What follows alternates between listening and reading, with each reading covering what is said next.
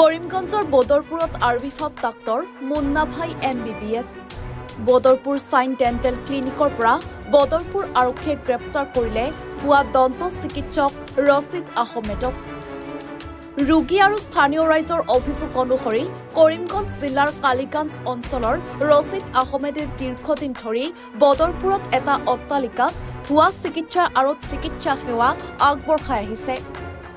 বদৰপুৰ থানাৰ আৰক্ষীয়ে ভুৱা দন্ত চিকিৎসা দিয়াৰ অভিযোগত গ্ৰেপ্তাৰ কৰে কালিগঞ্জৰ ৰছিদ আহমেদ নামৰ এজন মুন্না ভাই MBBS ভুৱা চিকিৎসকক।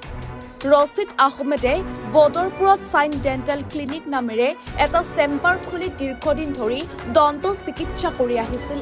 অভিযোগ মতে ৰছিদ আহমেদ ডিগ্ৰীধাৰী ডাক্তৰ নহয়। ৰছিদ আহমেদে দিয়া ভুল চিকিৎসাৰ বাবে বহু ৰোগীয়ে শাৰীৰিক আৰু আৰ্থিকভাৱে ক্ষতিগ্ৰস্ত হৈছে। অভিযোগ মতে জিলা স্বাস্থ্য বিভাগৰ অমনোযোগিতাৰ বাবে সমগ্ৰ জিলাতে গঢ় লৈ উঠিছে অবৈধ ক্লিনিক চেণ্টাৰ। এই ক্লিনিকসমূহৰ বিৰুদ্ধে জিলা স্বাস্থ্য বিভাগে কি ব্যৱস্থা গ্ৰহণ কৰিব সেয়া হ'ব লক্ষণীয়। অহা বুধবাৰত মই আহিছোঁ, অনলাইনৰ পৰা নম্বৰ পাইছিলোঁ, ই চাইনাছৰ মানে চিকিৎসা কৰে। মই ফোন কৰি আহিছোঁ, অহাৰ পিছত মোক কৈছে 6,000 টকা লাগিব, 3-4 দিন আহিব লাগিব, তো মই ট্ৰিটমেণ্ট কৰি দিম। এতিয়া এটা নাকত কিবা এটা ট্ৰিটমেণ্ট কিবা এটা মেডিচিন দিছে, দি কিনা 1 ঘণ্টামান ৰাখিছে। তাৰপিছত 3,000 টকা লৈ কিনা আকৌ আজি অহাৰ ডেট ছিল। আজি আহিছোঁ, অহাৰ পিছত ৰাতিপুৱা ফোন কৰিছোঁ, মোবাইল নম্বৰটো চুইচ অফ আহিছিলে। বেলেগ কাম আছিলে, বেলেগ জেগাত ঘূৰি পিনা এতিয়া আহিলে পুলিচ ধৰি লৈ গৈ আছে।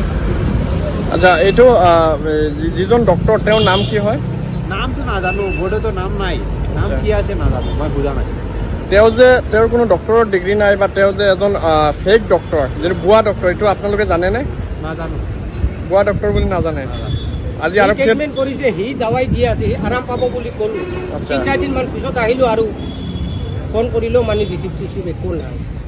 এতিয়া আহি ক্লিনিক মানে ডাক্তৰ ৰাখি মানে প্ৰেক্টিচ কৰাই মনে করো দাঁত বান্ধনি তোমার নামে তোমার যে প্রেসক্রিপশন তোমার নামে যেটা ডিজিট কমপ্লেন করলো সাইন ডেন্টাল ক্লিনিক, এটা আমার ক্লিনিকর নামে, ক্লিনিকটা আমার নামে এস্টাবলিশড আছে, আমার নামে এস্টাবলিশড আছে, আমার নামে এইখান ট্রেড লাইসেন্সও আছে, কোয়ালিফিকেশন কতখান আর অন্য মানে ডক্টররা এইখানে বসে,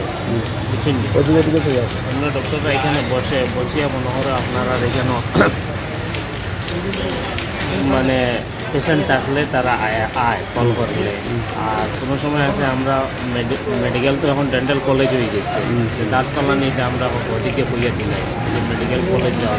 কিন্তু তোমার উপরে তো অজস্র কমপ্লেন গেছে যে তুমি ডাক্তারি কথা, তোমার নামে প্রেসক্রিপশন আছে ডাক্তার অমুক,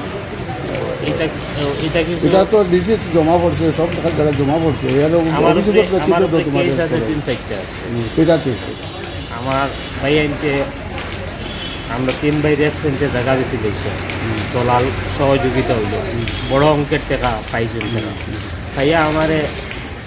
আমি কমপ্লেন দেওয়ায় আমারে তারা হুমকি দিছে, অনেক সময় গুন্ডা দিয়ে হুমকি দিছে, অনেক সময় কইছে নাগাল্যান্ডর আলবা দিয়ে মারবো, অনেক সময় কইছে ওরকম। পরে আমার কোর্টও কেস দিছে, পরে আমিও দিছি তান্তানোর উপরে, আমি এই জায়গার উপরে জো করছি। তোমার পারিবারিক সমস্যার কারণে তোমার উপরে কেস করে হয়, ওয়ের লোকে মানে বাইরে আরো প্রচুর ষড়যন্ত্র। ঠিক আছে,